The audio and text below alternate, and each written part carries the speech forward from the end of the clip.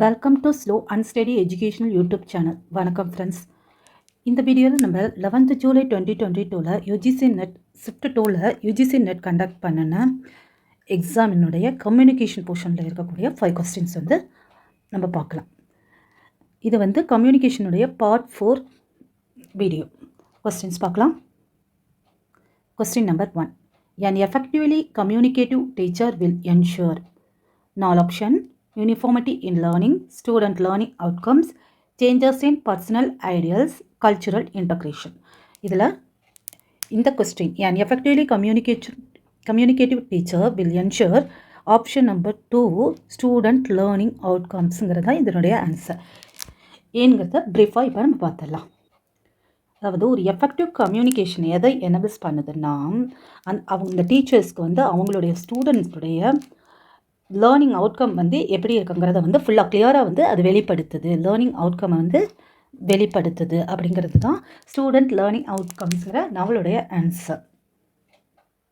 அதாவது ஒரு டீச்சர் அவங்களுடைய கோல் அண்ட் ஆப்ஜெக்ட், அந்த லெசன்ஸ் அண்ட் அந்த கோர்ஸில் அவங்களுடைய கோல் என்ன, ஆப்ஜெக்ட் என்னங்கிறத கிளியராக அவங்க சொல்லும் போது அந்த ஸ்டூடெண்ட்ஸ்க்கு அது கிளியர் ஒரு அண்டர்ஸ்டாண்டிங் கொடுத்து நம்ம என்ன இப்போ படிக்க போகிறோம், என்ன பண்ண போகிறோங்கிற அந்த லேர்ன் அவுட்கம் கொடுக்கறதுக்கு அது ஹெல்ப்பாக இருக்கும். இப்போ பார்த்தீங்கன்னா இந்த வீடியோட ஆரம்பத்தில் நம்ம சொல்கிற பாருங்க, கம்யூனிகேஷனோட 5 கொஸ்டின்ஸ் அப்படின்னு சொல்லும்போது PYQல இந்த டயத்தில் எடுத்த கொஸ்டின் பேப்பர்ன்றது அப்படின்னு சொன்னதுனால ஈஸியாக மற்றவங்க பார்க்குற வியூவர்ஸ்க்கு அது ஈஸியாக புரிஞ்சுக்கிறதுக்கு இந்த கொஸ்டின்ஸ் எங்கேருந்து வந்திருக்கு, இதை நம்ம படிக்கணுமா வேணாமா அப்படிங்கிறதெல்லாம் தெரிஞ்சுக்க ஈஸியாக இருக்கும். அதான் இந்த இடத்துல லேர்னிங் அவுட்கம் என்ன, ஸ்டூடெண்ட்ஸோட லேர்னிங் அவுட்கம் என்னங்கிறது தான் ஒரு கம்யூனிகேஷன், எஃபெக்டிவ் கம்யூனிகேஷனுடைய அச்சீவ்மெண்ட்டாக இருக்கும்.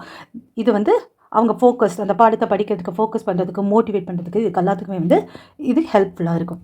யூனிஃபார்மிட்டி இன் லேர்னிங் அப்படின்னா எல்லா ஸ்டூடெண்ட்ஸும் ஒரே மாதிரி same information, instruction and guidance இது வாங்கியிருக்காங்களா அப்படிங்கிறது தான் uniformity in learnings. Changes in personal ஐடியாஸுங்கிறது ப்ரமோட்டிங் கிரிட்டிக்கல் திங்கிங், ஸ்டூடெண்ட்டுடைய critical thinking, high level of திங்கிங்கை ப்ரமோட் பண்ணுறது, அவங்களுக்கு அந்த எம்பத்தி ஏற்படுத்துறது, ஓப்பன் மைண்டட்னஸில் இருக்கக்கூடிய அந்த ஸ்கில் எல்லாத்தையும் ஸ்டூடெண்ட்ஸ்க்கு ஏற்படுத்துறது, இதெல்லாம் தான் சேஞ்சஸ் இன் பர்சனல் ஐடியாஸ்ன்னு சொல்லக்கூடியது. கல்ச்சுரல் இன்டக்ரேஷன்னா promoting understanding, respect and appreciation for the diverse cultures and background. பல்வேறுபட்ட கல்ச்சர்ஸையும் பேக்ரவுண்ட்ஸையும் ரெஸ்பெக்ட் பண்ணணும், அண்டர்ஸ்டாண்ட் பண்ணிக்கணுங்கிறது எல்லாத்தையும் ஏற்படுத்துறது தான் கல்ச்சுரல் இன்டக்ரேஷன்ஸ். இது எல்லாத்துலேயும் ஒரு எஃபெக்டிவ் கம்யூனிகேட்டிவ் டீச்சர்ஸ்க்கு எது எனபிள் தரக்கூடியதாக இருக்குதுன்னா ஸ்டூடெண்ட்ஸ் லேர்னிங் அவுட்கம்ங்கிறது தான் நம்மளுடைய answer. Then next question number 2. In communication, interpretation of the message depends upon transmission speed, type of channels, order of information, content character. இதில் இருக்கக்கூடியதில் order of information and content character அப்படிங்கிறது தான் நம்முடைய answer. ஏன் இது ஆன்சருங்கிறத இப்போ நம்ம ப்ரீஃபாக பார்த்துடலாம். ஆர்டர் ஆஃப் இன்ஃபர்மேஷன் அதாவது ஒரு வே ஆஃப் இன்ஃபர்மேஷனை ப்ரெசென்ட் பண்ணுறது, அல்லது அதனுடைய ஸ்ட்ரக்சர் எப்படி இருக்கக்கூடியது, அந்த மெசேஜினுடைய ஸ்ட்ரக்சர் ஒரு ரொம்பவே அந்த இன்டர்பிரிட்டேஷனை இன்ஃப்ளூயன்ஸ் பண்ணக்கூடியது. இன்டர்பிரிட்டேஷன்ஸ் மீன்ஸ் ஃபஸ்ட்டு ஒரு மெசேஜ் நம்ம என்கோட் பண்ணுறோம், அப்புறம் அந்த மெசேஜை வாங்கிக்கிட்டு இன்டர்பிரேட் பண்ணிவிட்டு அதை டீகோட் பண்ணுவாங்க. நம்மளுடைய கம்யூனிகேஷன் ப்ராசஸில் என்கோடு, அப்புறம் மெசேஜ் இருக்கும், அதுக்கப்புறமா டீகோட் இருப்பாங்க, ரிசீவர் இருப்பாங்க, ஃபஸ்ட்டு சென்டர் இருக்கும். இப்படி இருக்கக்கூடியதில் அந்த இன்டர்பிரேட் பண்ணுறது மெசேஜை நம்ம இன்டர்பிரேட் பண்ணிட்டு தான் நம்மளால் டீகோட் பண்ண முடியும். அப்படி இருக்கும்போது அது ஒரு ஸ்ட்ரக்சரில் இருந்தால், ஒரு ஆர்டரில் இருக்கும்போது டீட்டெயிலாக நீட்டாக ப்ரெசென்ட் பண்ணியிருந்தோம்னா, இன்கேஸ் இப்போ இந்த கொஸ்டின்ஸ்க்கே இருக்குன்னா இப்படி ஒரு பாயிண்ட்ஸ் போட்டு இதே ஒரு பேராகிராஃப் மாதிரி கொடுக்காம இப்படி ஒரு பாயிண்ட் கொடுக்கும்போது ஒரு இன்டர்பிரேட் பண்ணிக்கிறதுக்கு, இந்த ஆன்சரை நம்ம கிளியர் இன்டர்பிரிட்டேஷன் பண்ணிக்கிறதுக்கு நமக்கு ஒரு ஹெல்ப்பாக இருக்கும். இதே தான் இந்த இடத்துல கொடுத்துருக்காங்க. லாங் பேராகிராஃப் அதில் ப்ரெசன்டட் இந்த கன்ஃபியூசிங் சீக்வன்ஸ் அப்படியெல்லாம் இருந்துச்சுன்னா நமக்கு மீனிங் எடுத்துக்கிறதுக்கு ரொம்ப கஷ்டமாக இருக்கும். ஸோ ஆர்டர் ஆஃப் இன்ஃபர்மேஷனுங்கிறது ரொம்ப முக்கியமானது இன்டர்பிரிட்டேஷன் பண்ணுறதுக்கு. கண்டென்ட் கேரக்டர்ஸ், அதனுடைய கண்டென்ட்டில் இருக்கக்கூடிய கேரக்டர்ஸ் ரொம்ப முக்கியமானது இருக்குது. அதாவது அந்த வேர்ட்ஸ், உள்ளே இருக்கக்கூடிய வேர்ட்ஸ், ப்ரேஸ், டோன், நம்ம சொல்லக்கூடிய டோன், கான்டெக்ஸ்ட், எதெல்லாம் நம்ம யூஸ் பண்ணக்கூடிய கண்டெக்ஸ்ட், மெசேஜ், இது எல்லாமே ரொம்ப முக்கியம். அதுதான் கண்டென்ட் அப்படின்னு சொல்லியிருக்கோம். கண்டென்ட்டுடைய கேரக்டர்ஸ் அப்படின்னு சொல்லிக்கோங்க. இந்த கண்டென்ட் கேரக்டர்ஸ் என்ன மாதிரி லாங்குவேஜ் நம்ம யூஸ் பண்ணிகிட்ருக்கோம், கிளாரிட்டி ஆஃப் த மெசேஜ், எப்படி நம்ம ஒரு அளவுக்காவது புரிகிற மாதிரி கிளியராக நம்ம போய் மெசேஜஸ் சொல்கிறோமா, ஆம்பிக்யூட்டி, வேக்னஸ் அதெல்லாம் இல்லாமல் நம்மளுடைய ஆம்பிக்யூட்டினா ஒரு டபுள் மீனிங்லாம் இருக்கக்கூடிய ஆம்பிகியூஸ்னஸ் சொல்லுவோம்ல, அந்த மாதிரி இல்லாமல் இருக்குதா அப்படிங்கிறதெல்லாம் இருக்கக்கூடியதாக இருக்குதா இந்த கண்டென்ட் ஆஃப் கேரக்டர். ஸோ இது வந்து இன்டர்ப்ரேட் பண்ணிவிட்டு நம்ம அதுக்கப்புறம் மெசேஜை வந்து டீகோட் பண்ணுவோம். அப்புறம் இந்த ஃபீட்பேக் கொடுக்க போகிறோம். ஸோ நம்ம இன்டர்ப்ரேட் பண்ணிக்கணும்னா ஒரு ஆர்டர் ஆஃப் இன்ஃபர்மேஷனும் கண்டென்ட் கேரக்டரும் கிளியராக இருக்கணுங்கிறது தான் நம்மளுடைய கொடுத்துருக்க ஆப்ஷனில் முக்கியமானது. ஆப்ஷன் ஏ அண்ட் பியில் கொடுத்துருக்கக்கூடிய transmission speed and types of channel, அது ரெண்டும் என்ன சொல்லுதுன்னா மெசேஜ் வந்து எப்படி டெலிவர் பண்ணுறோம் அப்படிங்கிறது தான் டிரான்ஸ்மிஷன் ஸ்பீடு அப்படின்னு சொல்லி எந்த மெசேஜை டெலிவர் பண்ணுறோம் எப்படி அப்படின்னு. டைப் ஆஃப் சேனல்ஸ்ன்னு சொன்னோன்னா ஃபேஸ் டு ஃபேஸாக இருக்கக்கூடியது, ரிட்டனாக, எலக்ட்ரானிக்காக, இந்த மாதிரியெல்லாம் இருக்கக்கூடியதான் சேனல் ஆஃப் கம்யூனிகேஷன் சொல்கிறோம்ல அது. இதெல்லாம் வந்து சேனல்ஸ்குள்ளே டிரான்ஸ்மிஷன் ஸ்பீடு வந்து வேறு இதுக்குள்ளெல்லாம் வரும். ஆனால் இன்டர்ப்ரிட்டேட் பண்ணக்கூடியதுக்கு, அதாவது டீகோட் பண்ணுறதுக்கு முன்னாடி இன்டர்ப்ரேட் பண்ணுறதுக்கு நமக்கு என்ன தேவைன்னா அந்த ஆர்டர், நம்முடைய ஆப்ஷன்ஸில் இருக்கக்கூடிய order of information and content character இருக்கக்கூடிய ஆப்ஷன் நம்பர் சிங்கிறது இதனுடைய correct answer. The next question, in terms of communication a photograph is considered as and photograph வந்து எதை கன்சிடர் பண்ணுது கம்யூனிகேஷனில் என்ன மாதிரி அப்படின்னு சொல்லியிருக்காங்க. Balanced text, complex text, open text, closed text அப்படின்னு 4 ஆப்ஷன் இருக்குது. இதில் இருக்கக்கூடிய இந்த ஓப்பன் டெக்ஸ்ட்டுங்கிறது தான் வந்து இதனுடைய ஆன்சர். இன்னு சொல்லி பார்த்துடலாம். ஓப்பன் டெக்ஸ்ட் அப்படின்னா என்னென்னா டெக்ஸ்ட் அது ஒரு டைப் ஆஃப் டெஸ்ட். அது என்ன பண்ணுன்னா ஓப்பன் டு இன்டர்பிரிட்டேஷன். நம்ம பண்ணக்கூடிய இன்டர்பிரிட்டேஷன் வந்து ஓப்பனாக இருக்கும். அதாவது varieties of meaning and perspectives, வேறு மீனிங்ஸை வந்து நம்மளால் அதுக்கு எடுத்துக்க முடியும் அப்படின்னு சொல்லக்கூடியது தான் ஓப்பன் டெக்ஸ்ட் அப்படின்னு சொல்லக்கூடியது. இப்போ நம்ம ஃபோட்டோகிராஃப் அப்படின்னு நம்ம கொஸ்டின் கேட்டிருக்காங்கல்ல, அதில் interpret in many different ways by different people, அதாவது வேறு மாதிரி மனிதர்கள். ஒரு எக்ஸாம்பிள்ஸ்க்கு இங்கே ஒரு இது கொடுத்துருக்குது, டிஃப்ரெண்ட் பீப்புள் டிஃப்ரெண்ட் வேல வந்து மெனி டிஃப்ரெண்ட் வேத்தில் வந்து அதை இன்டர்பிரட் பண்ணிக்க முடியும். இன்டர்பிரட்னா அதுக்கு அர்த்தம் எடுத்துக்கிறது, மீனிங் எடுத்துக்கிறது, புரிஞ்சுக்கிறது, இந்த மாதிரி இருக்கக்கூடிய based on their experience, emotion and cultural backgrounds நம்ம பார்த்ததை வச்சு இந்த மாதிரி நம்ம இன்டர்பிரேட் பண்ணிக்கிறது தான் வந்து இந்த ஃபோட்டோகிராஃப் ஓப்பன் டெக்ஸ்ட் அப்படின்னு சொல்கிறோம்.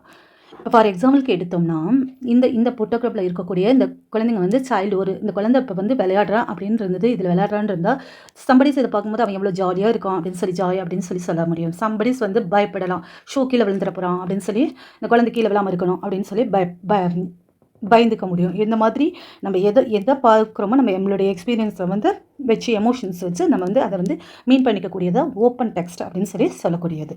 தென் ஒரு ஃபோட்டோகிராஃப் வந்து எந்த ஒரு எக்ஸ்பிளிசிட் மெசேஜ், இந்த குழந்தைங்க விளையாடுறாங்கன்னு சொல்லி ஒரு எக்ஸ்பிளிசிட் மெசேஜை மட்டுமே வந்து இந்த ஃபோட்டோகிராஃப் வந்து கொடுக்கலாமானா அப்படி கிடையாது. அவங்கவுங்க எமோஷன்ஸ் வச்சு, அவங்க எக்ஸ்பீரியன்ஸ் வச்சு அவங்க எதை வேணால் வந்து மீன் பண்ணிக்கக்கூடியதாக அது இருக்கலாம். இது ஒரு ஜென்ரல் அப்படி இருந்தாலும் நம்ம வந்து மீன் பண்ணிக்க முடியும் அப்படிங்கிறது தான் வந்து ஃபோட்டோகிராஃப் ஓன் டெக்ஸ்ட் அப்படின்னு சொல்லக்கூடியது. தென் க்ளோஸ்டு டெக்ஸ்ட்னா கிளியர் அண்ட் எக்ஸ்பிளிசிட் மெசேஜ், ஒரு கிளியர் மெசேஜ் வந்து அதில் இருக்கும். பேலன்ஸ்டு டெக்ஸ்ட்னா text that presents multiple perspective or சைஸ் of an issues fair and unbiased manner, balance பண்ணி இருக்கக்கூடியது. ஸோ அது கிடையாது. Complex test is type of test, அது டிஃபிகல்ட் டு அண்டர்ஸ்டாண்ட், புரிஞ்சுக்கிறதுக்கு வந்து ரொம்ப காம்ப்ளெக்ஸாக இருக்கக்கூடியது, அண்டர்ஸ்டாண்ட் பண்ணிக்கிறதுக்கு காம்ப்ளெக்ஸாக இருக்கக்கூடியது வந்து அதனுடைய லாங்குவேஜ் ஸ்ட்ரக்சர்ஸ் இந்த மாதிரிலாம் வந்து இருக்கக்கூடியது தான் வந்து காம்ப்ளெக்ஸ் டெஸ்ட். ஸோ இதுவும் கிடையாது. ஃபோட்டோகிராஃப் வந்து open text. The next question number 4, இது ஸ்டேட்மெண்ட் கொஸ்டின். 2 ஸ்டேட்மெண்ட் கொடுத்துருக்காங்க. Lack of vocabulary can be serious deficiency in communications அப்படி கொடுத்துருக்காங்க. One's vocabulary need not too complex or simple for communications. Lack of vocabulary can be a serious deficiency in கம்யூனிகேஷனுங்கிறது வந்து true. இது ஏங்கிறத இப்போ நம்ம பார்த்துடலாம். Because அதாவது லிமிட்டட் வெக்காபுலரி இருந்துச்சுன்னா அது ஹிண்டர் எஃபெக்டிவ் கம்யூனிகேஷன்ஸ்க்கு, உண்மையாகவே வந்து அது ஒரு ஹிண்டராக தான் எஃபெக்டிவ் கம்யூனிகேஷன்ஸ்க்கு இருக்கும் லிமிட்டட் வெக்காபுலரி. ஏன்னா vocabulary essential for expression thoughts, ideas, emotions அக்யூரேட்லியாக கொடுக்கறதுக்கு வெக்காபுலரி வந்து ரொம்ப எசென்ஷியலாக இருக்கிறது. அடிக்குவேட் ரேஞ்ச் ஆஃப் வேர்ட்ஸ் அதெல்லாம் இல்லாமல் individuals may struggle to convey their intended meaning, நம்மளுடைய மீனிங்கை வந்து understand the message of others, மற்றவங்க புரிஞ்சுக்கிறதுக்கு கரெக்டாக அவங்க மீன் பண்ணிக்கிறதுக்கும் நம்ம வந்து ஒரு அடிக்குவேட் ரேஞ்ச் ஆஃப் வேர்ட்ஸ் வந்து கரெக்டாக நம்ம வந்து யூஸ் பண்ணணும் அப்படின்னு சொல்லியிருக்குது. ரெண்டாவது sentence, one's vocabulary need not too complex or simple அப்படின்னு சொல்லியிருக்காங்க ஃபார் கம்யூனிகேஷன் பண்ணுறதுக்கு. இதுவும் கரெக்டாக. ஏன்னா எஃபெக்டிவ் கம்யூனிகேஷன் பண்ணுறதுக்கு does not necessary over complex sentence அல்லது ரொம்ப சிம்பிளாக இருக்கக்கூடிய vocabularies. That appropriate for context and ஆடியன்ஸ்க்கு புரியக்கூடியதாக வெக்காபுலரி வந்து ஒரு அளவுக்கு இருக்கக்கூடியதாக இருக்கணும்.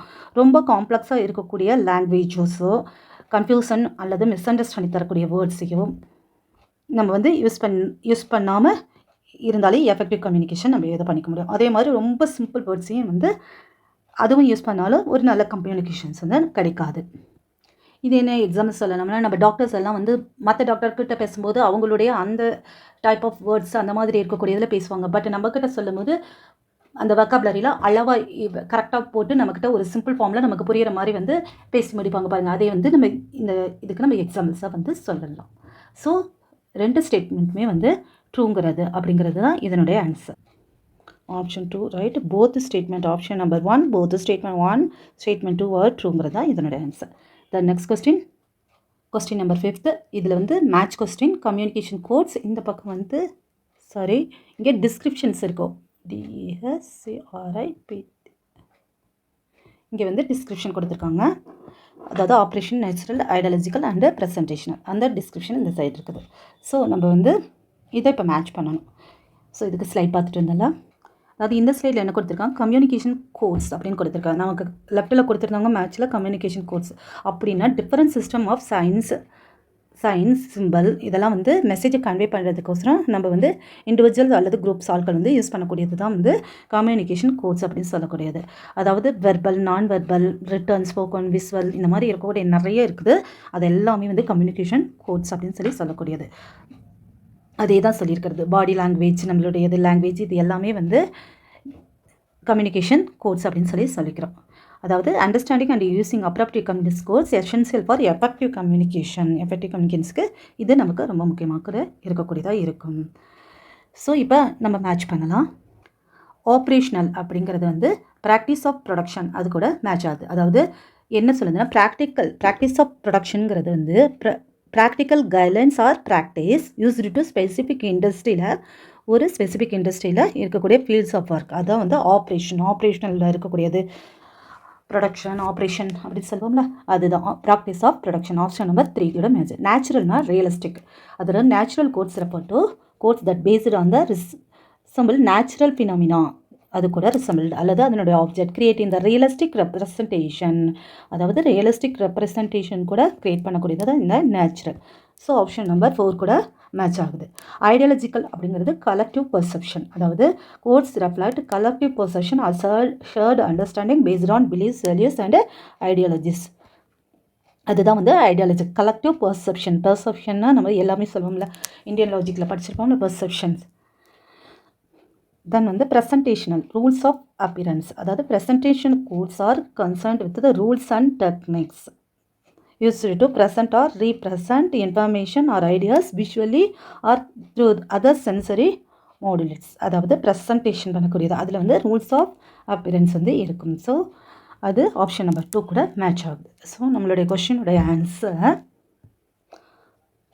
3, 4, 1, 3, 4, 1 ஐடியாலஜிக்கல் வந்து collective perception 1, then 2 rules of appearance and presentation. Option number 4 இதனுடைய answer. Then thank you friends.